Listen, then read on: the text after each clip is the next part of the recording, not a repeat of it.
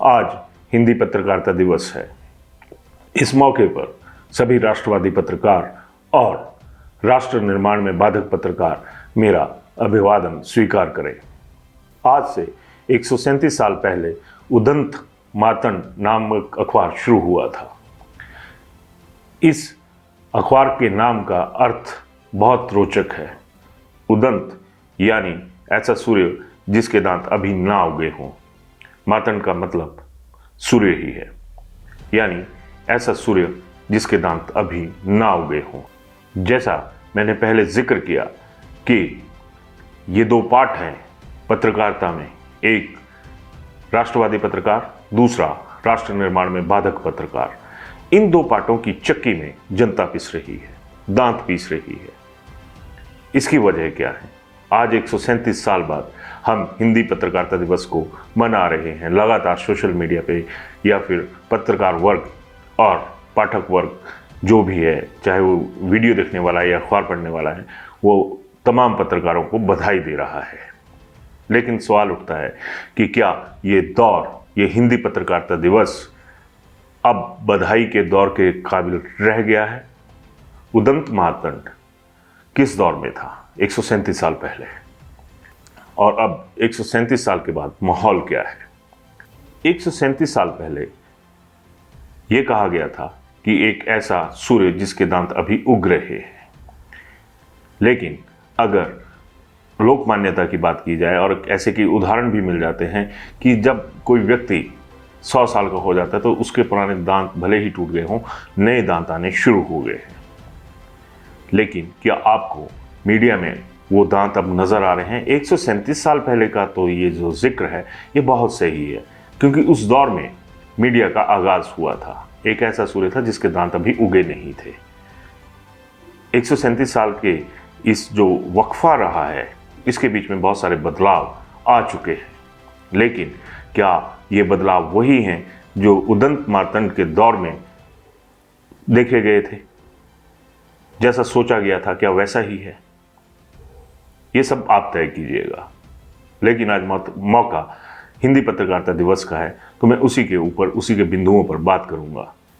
137 साल पहले का जिक्र और 137 साल के बीच 2023 तक जो माहौल रहा है, उसमें क्या हमेशा से मीडिया के दांत नहीं रहे थे? क्या मीडिया के दांत नहीं उगे थे? दांत थे। आज भी पत्रकारिता के दौर में 2 या 4 लोगों के नाम आते हैं राष्ट्रीय स्तर पर कि ये लोग पत्रकारिता कर रहे हैं। बकाया सभी तमाम ऐसी एक व्यवस्था तैयार हो गई है पिछले कुछ सालों से कि एक तबका जो है, चाहे वो संघ की विचारधारा, संघ की तो नहीं कहूँगा, चाहे वो भगवा विचारधारा के साथ है या फिर जैसे दूसरी विरोधी विचारधाराएं हैं, उनके साथ काम कर रहे हैं। भगवान के पक्ष में कोई लिखता है तो दूसरी तरफ से आ जाता है कि अंधभक्त है।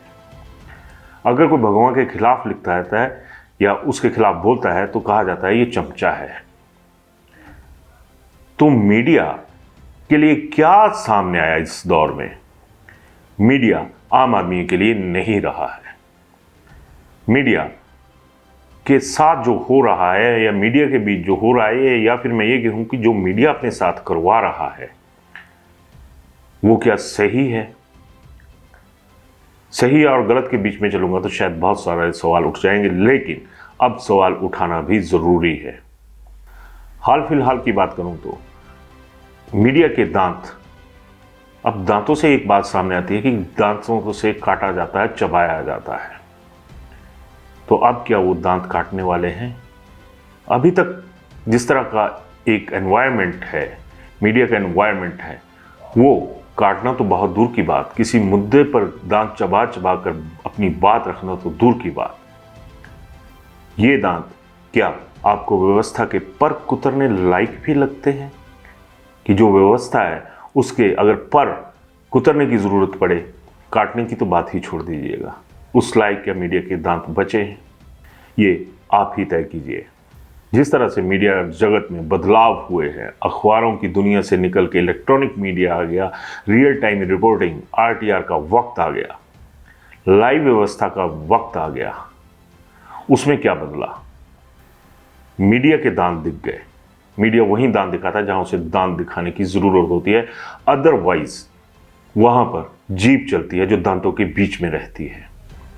सिर्फ जीभ चलती है और ना दांत दिखाए जाते हैं, ना दांत काटने का काम करते हैं, ना चुभोने का काम करते हैं। जीभ जरूर महफूज है मीडिया की, चाहे वो किसी भी पक्ष के हक में चलने की बात हो या फिर उसके विरोध में चलने की बात हो, जीभ ही चलती है। अगर मैं ये कहूं कि मीडिया में दांत नहीं सिर्फ जीभ चल रही है तो कोई गलत बात नहीं होगी। एक दौर था जब मीडिया को निष्पक्ष माना जाता था, पक्षकार नहीं बनता था मीडिया कभी भी किसी का। अब मीडिया खुद एक पार्टी बन रहा है, चाहे वो पार्टी ए के लिए बने, बी के लिए बने, सी के लिए बने। आखिर जर्नलिज्म होता क्या है, किसके लिए होता है, और मौजूदा दौर में जो जर्नलिज्म हो रहा है वो किसके लिए हो रहा है?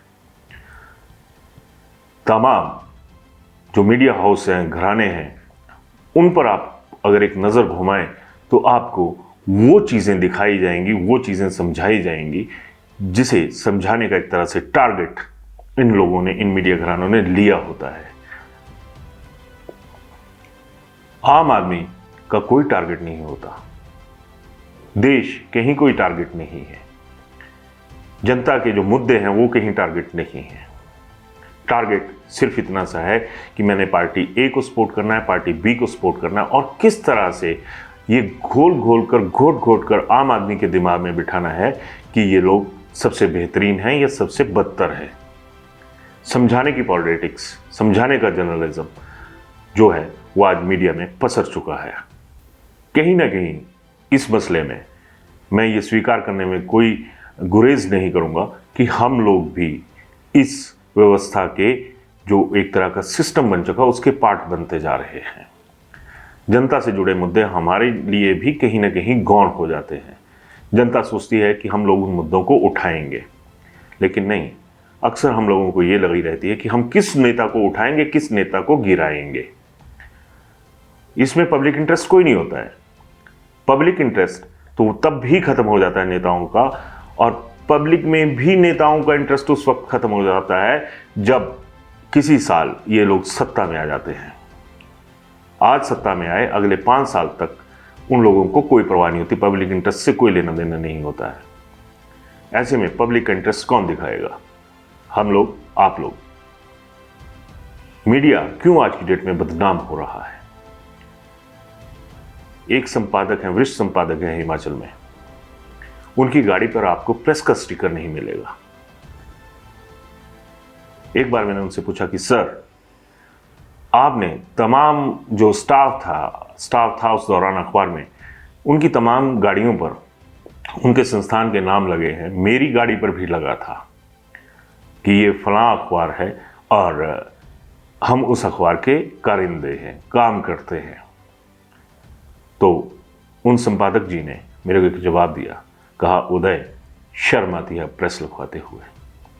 वजह भी गिनवाई कि जब हम निकलते हैं और प्रेस कोई पढ़ लेता है तो एक तरह से ये भाव आम आदमी के दिमाग में खास तौर पर जगह बना लेता है कि ये एक तरह से पावर ब्रोकर्स हैं। और एटलीस्ट उदय, मैं इस चीज़ पे, प्रेस शब्द पे भरोसा नहीं करता हूँ। शायद यही वजह है कि आज वो संपादक महोदय हैं जो हैं वो प्रदेश की जनता में एक बहुत अच्छा स्थान अपने लिए रखते हैं। कभी वो मंच से बोल रहे हों तो पिन ड्रॉप साइलेंस जिसको कही जा सकती है वो वहां पर मौजूद हो जाती है। अब आप कहेंगे कि मैंने संपादक का नाम क्यों नहीं लिया, यहां पर भी मेरी कमजोरी है, क्योंकि अगर आप किसी की बुराई करेंगे तो लोग उसके मजे लेंगे, अगर अच्छाई करेंगे तो उस भले मानुष के 100 दुश्मन तैयार खड़े हो जाएंगे, उसके खिलाफ बोलने शुरू कर देंगे। यही वजह रही कि मैं उन संपादक महोदय का नाम यहां पर नहीं ले रहा हूं। कम से कम इज्जत के हकदार जो चेहरे होते हैं मीडिया जगत में, उनकी इज्जत अगर हम बढ़ा नहीं सकते तो जो उनकी इज्जत है उसके ऊपर जिस तरह से आज के दौर में चमचा कहने का, पत्रकारों को चमचा कहने का, अंधभक्त कहने का एक रेडीमेड ठप्पा जो लग जाता है, वो ठप्पा एटलीस्ट ऐसे वरिष्ठ पत्रकारों के ऊपर नहीं लगना चाहिए, क्योंकि यही वो लोग हैं जिन्होंने हिमाचल में एक तरह से अखबारों की जो साख थी, अखबारों की जो ज़रूरत थी, उसको पूरा करके दिखाया था। खैर, मैं मुद्दे से थोड़ा सा अलग हो गया, लेकिन ये मुद्दा भी हिंदी पत्रकारिता के जगत में डिस्कस करने के लिए ज़रूरी था। मैं खुद हिंदी भाषी पत्रकार हूँ। मेरे को अच्छा लगता है हिंदी में बात करना, मेरे को अच्छा लगता है अपनी मातृभाषा पहाड़ी में बात करना। इससे मैं कोई गौण नहीं हो जाता, इससे मेरा कोई कद कम नहीं हो जाता। अगर अंग्रेजी में बात करने की ज़रूरत पड़ेगी तो कर सकते हैं, लेकिन वो जर्नलिज्म ही किस काम का जिसमें हम व्हाइट कॉलर जर्नलिस्ट बनकर सामने आए। आम जनता को उस पत्रकार की ज़रूरत है जिसका दिमाग, जिसका दिल आम जनता के लिए काम करे। आज हिमाचल के मुद्दों की ही बात करूं तो बहुत सारे ऐसे मुद्दे हैं जिनके ऊपर बहुत सारी एक जो चुप्पियों का लबादा है, लबादे के ऊपर इतना लबादा हो चुका है कि वो आवाज़ तो छोड़िए, जर्नलिज्म की उसके अंदर सांस भी घुट रही है। हो सकता है मेरी बात किसी को बुरी लगी हो, किसी का दिल दुखाना मेरा मकसद नहीं है, लेकिन जिस जनता का दिल आज के दौर में दुख रहा है, उसकी आवाज़ उठाना भी हमारा फर्ज बनता है। उदंत मार्तंड, तो मेरी मीडिया से एक गुजारिश रहेगी कि जो हमारे एक तरह से जो पूर्वज रहे, जिन्होंने उदंत मार्तंड का नाम लिया था, नाम रखा था, उस दौर में उन्होंने सही रखा था, क्योंकि उस वक्त सच में मीडिया के सूर्य के दांत नहीं निकले थे।